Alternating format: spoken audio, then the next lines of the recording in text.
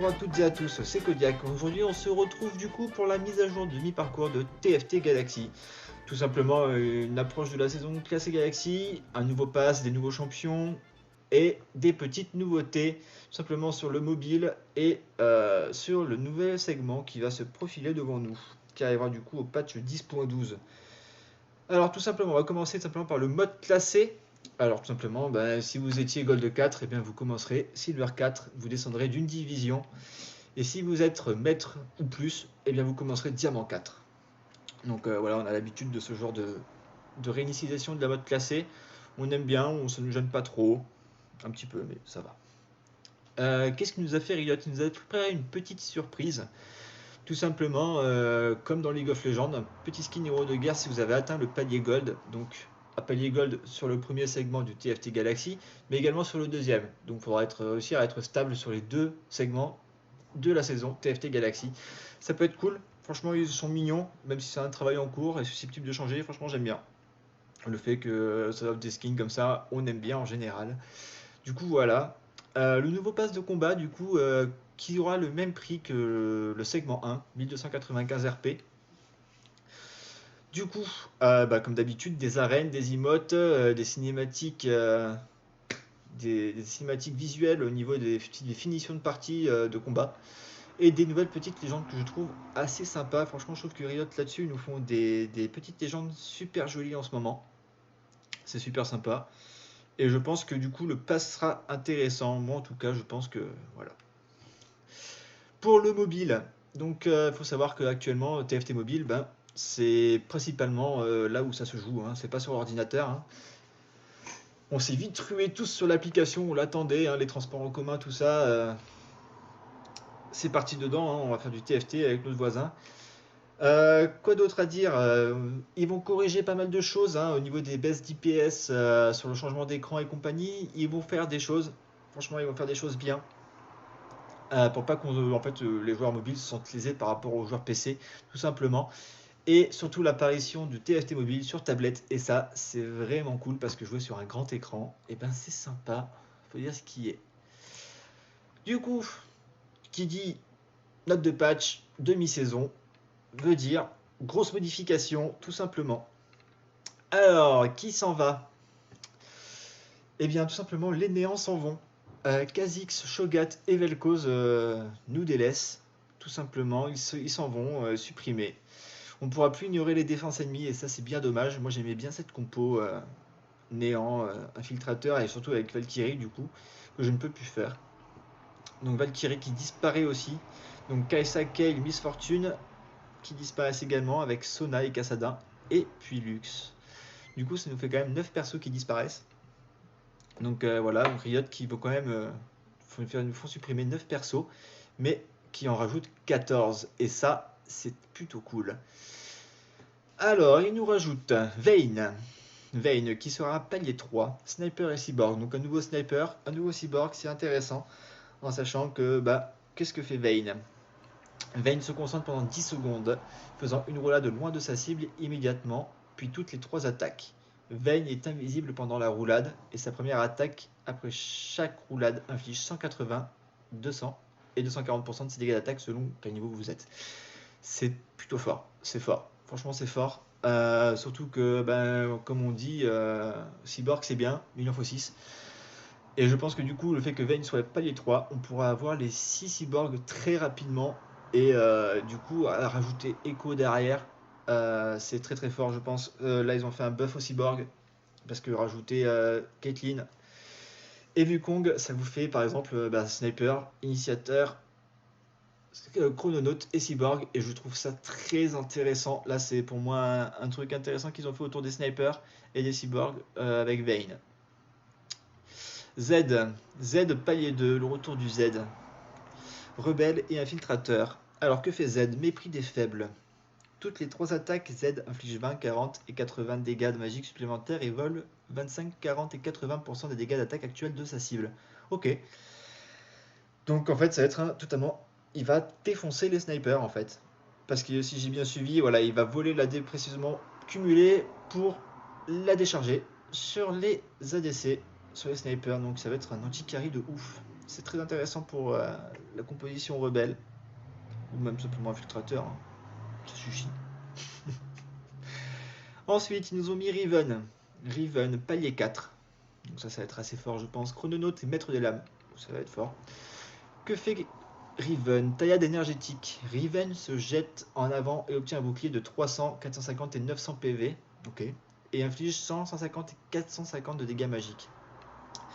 Toutes les 3 activations, Riven saute en l'air et envoie une vague d'énergie qui inflige 400, 600 et 1800. 1800 de dégâts magiques, c'est broken. Hein. Riven Chrononaute maître des lames, vous pouvez la jouer AP. Hein. Vous pouvez y aller. Vous pouvez la jouer avec des sorciers. Ça va être très très fort. Ça va être beaucoup trop fort. Riven, ils font des choses dangereuses, Riot, en faisant des persos comme ça. Et maintenant, après avoir un petit rajout de persos dans des classes, ils ont créé carrément des classes. Donc on va avoir l'apparition des prototypes. Qu'est-ce que les prototypes? Tout simplement, après avoir infligé ou subi 10 salves, c'est compliqué, 10 de dégâts, les champions prototypes obtiennent un bonus selon leur PV actuel. S'ils ont perdu moins de 50% de leur PV, ils infligent 75, 150 et 225 de dégâts magiques à l'ennemi le plus proche. Ok. S'ils ont perdu plus de 50% de leur PV, ils se soignent. Donc ça va être plutôt fort. J'ai l'impression qu'on s'apparente un peu aux compositions flexibles en fait, parce que ça ressemble un peu au Chrononaute.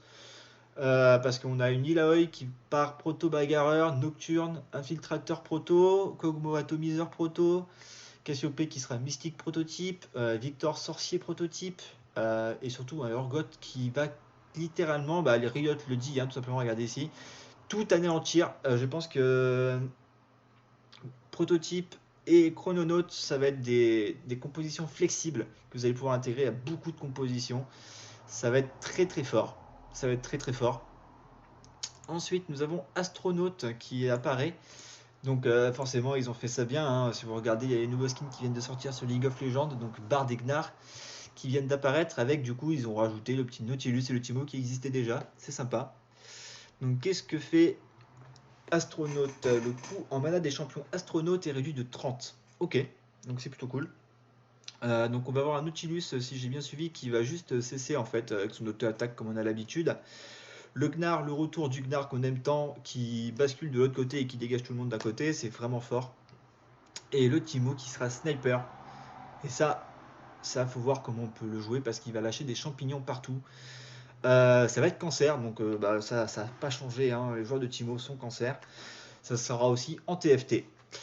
Du coup, Bard qui sera très très fort parce que si on lit ici, en fait, Bard, tout simplement, vous allez jouer avec. Il va créer des MIPS.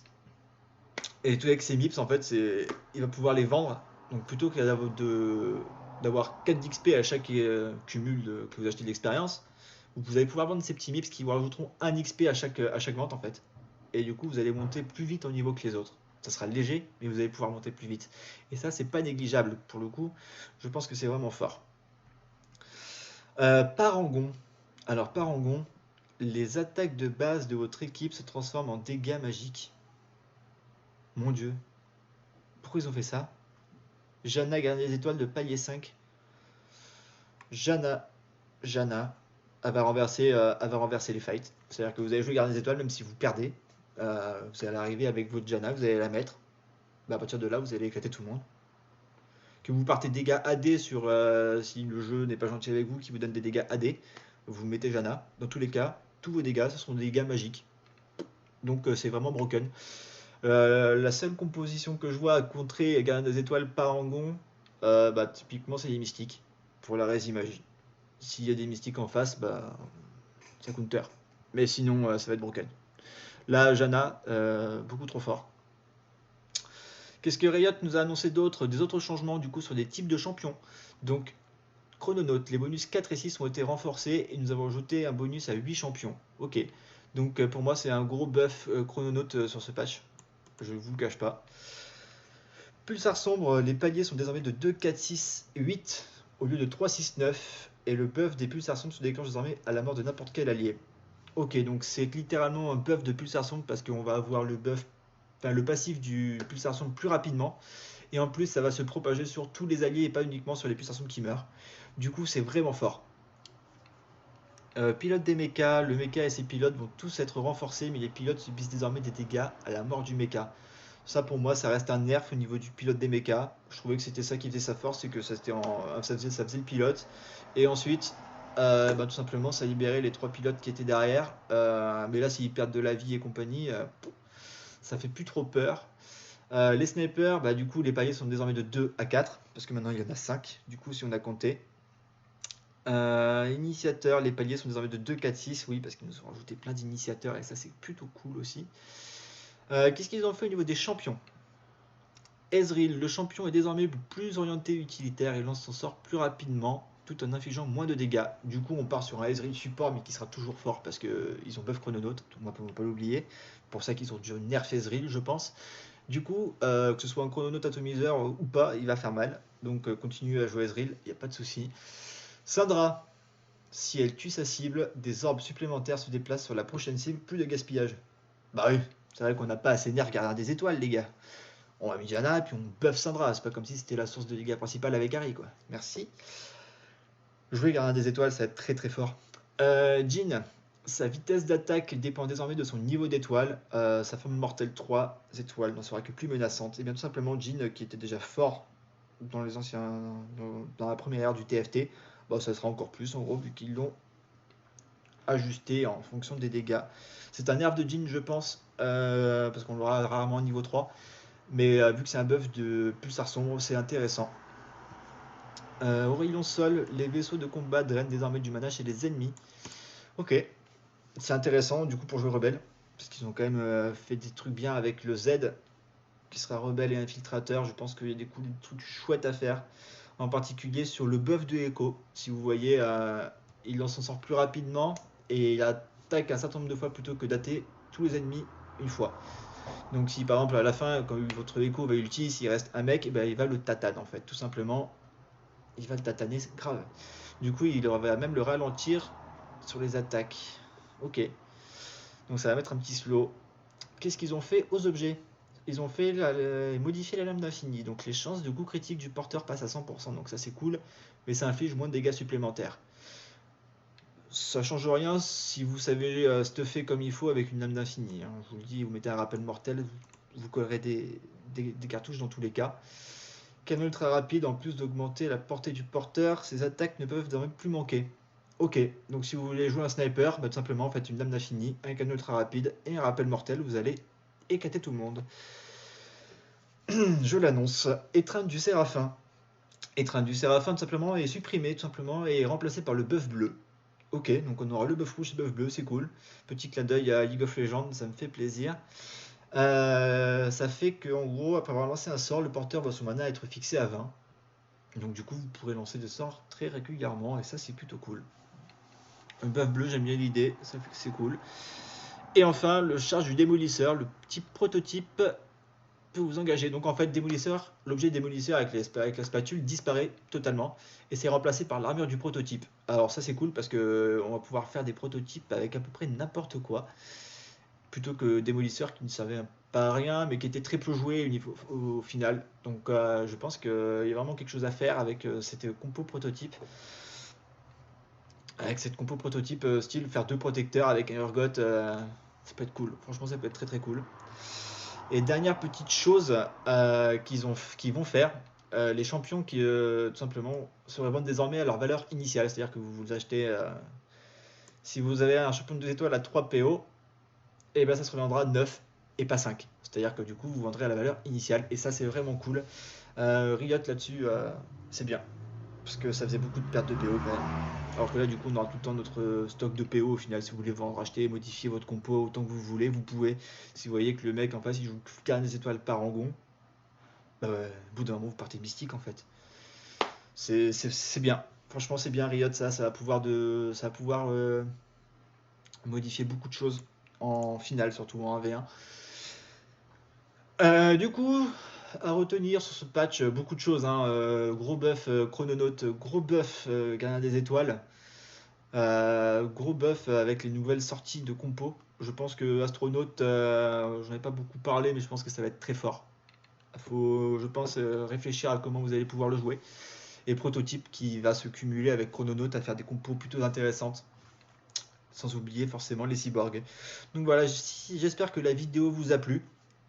Si elle vous a plu, n'hésitez pas à vous abonner et puis à me suivre sur Twitch. Ça fait plaisir. À bientôt, au revoir.